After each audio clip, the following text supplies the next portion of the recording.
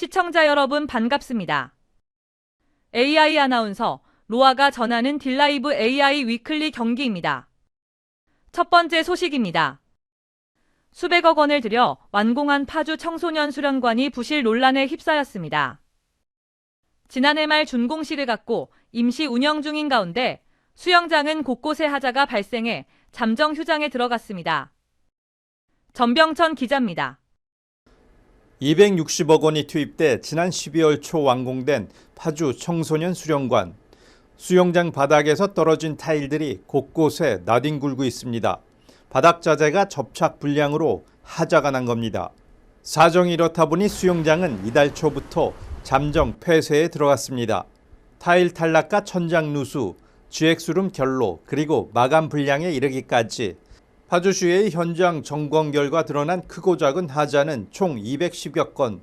손성익 의원은 5분 발언을 통해 수백억을 들인 시설이 개관한 지 불과 한 달여 만에 부실 의혹이 제기되면서 운영을 중단해야 하는 초유의 사태가 발생했다며 허술한 관급공사의 문제점을 지적했습니다. 260억 원의 시민의 혈세가 투입된 청소년 수련관이 개관한 지 한 달이 채 되지 않아 휴장을 하고 재보수공사를 해야 한다는 것이 납득이 가질 않습니다. 청소년의 꿈을 꾸게 하고 키워져야 할 청소년 수련관이 부실공사로 인해 청소년의 꿈을 앗아가고 있는 것입니다. 이와 관련해 손 의원은 관급공사의 철저한 관리와 감독의 필요성을 주장했습니다. 부실 시공사에 대해 강력한 제도적 행정적 조치를 통한 재발 방지 대책이 요구된다는 겁니다. 완공 후 다량의 부실이 발생할 시 설계, 감리, 시공 중 원인을 명확히 확인하고 책임 소재를 밝혀서 건축법에 따라 자격정지 등의 파주시의 강력한 행정조치를 강력히 촉구합니다.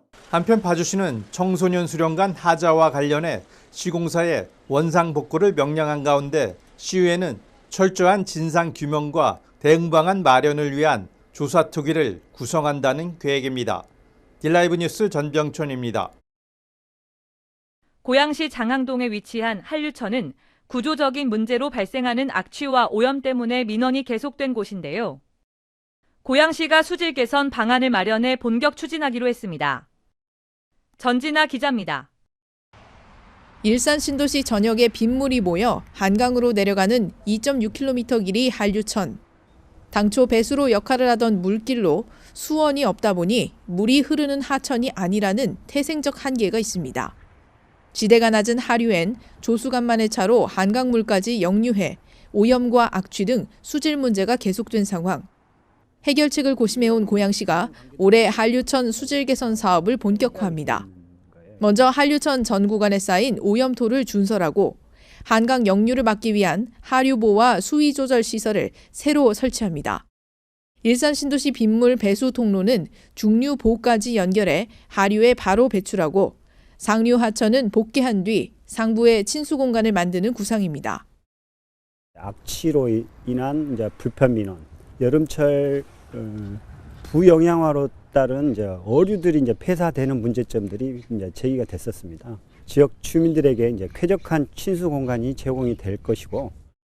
관련해 고양시는 최근 한류천 복개 및 친수 공간 조성에 대한 타당성 검토 용역에 착수했습니다.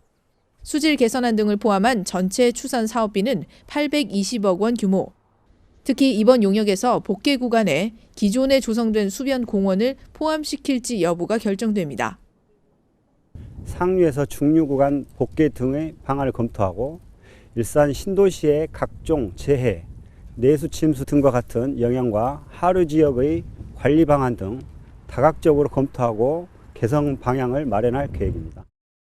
고양시는 상반기 중 타당성 용역을 마친 뒤 올해 안에 실시 설계를 진행하고 내년부터 공사를 시작해 오는 2027년까지 한류천 복개 및 수질 개선 사업을 마무리할 계획입니다.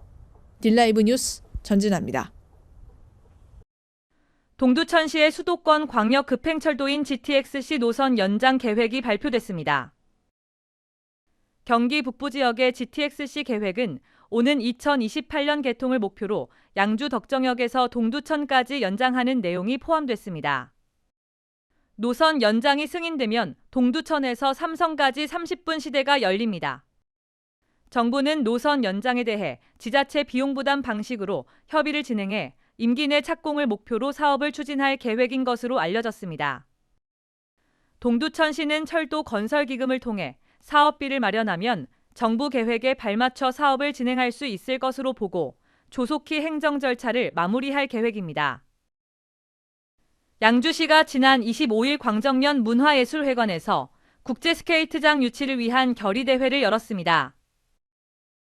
결의대회에는 양주시민 500여 명과 강수현 양주시장, 윤창철 양주시의회 의장과 김성수 전 국회의원이 참석해 국제스케이트장의 양주시 유치를 촉구했습니다. 결의대회에선 강수현 시장의 기념사와 결의문을 낭독한 가운데 시민들의 유치 촉구 퍼포먼스가 열렸습니다. 양주시는 광사동 나리농원을 국제스케이트장 후보지로 결정하고 유치 경쟁을 진행하고 있습니다. 경기도가 도내 임산부 3만 명을 대상으로 친환경 농산물 지원 신청을 2월 1일부터 29일까지 접수합니다. 신청 대상은 도내 31개 시군에 주소지를 두고 신청일 현재 임산부이거나 2023년 1월 1일 이후에 출산한 산모입니다. 지원 대상자로 선정된 임산부는 1인당 월 1에서 4회, 자부담 20%를 납부하면 48만 원 상당의 친환경 농산물을 배송받을 수 있습니다. 올해는 장바구니 물가 인상 등을 감안해 1회 구매 한도를 12만 원으로 올렸습니다. 신청을 희망하는 임산부는 에코이몰에서 온라인으로 신청하거나 출생증명서 또는 임신확인서 등 증빙 서류를 갖춰 읍면동 주민센터를 방문해 신청하면 됩니다. 이 시간 준비한 소식은 여기까지입니다. 딜라이브 AI 위클리 경기를 마칩니다. 시청해주신 여러분 고맙습니다.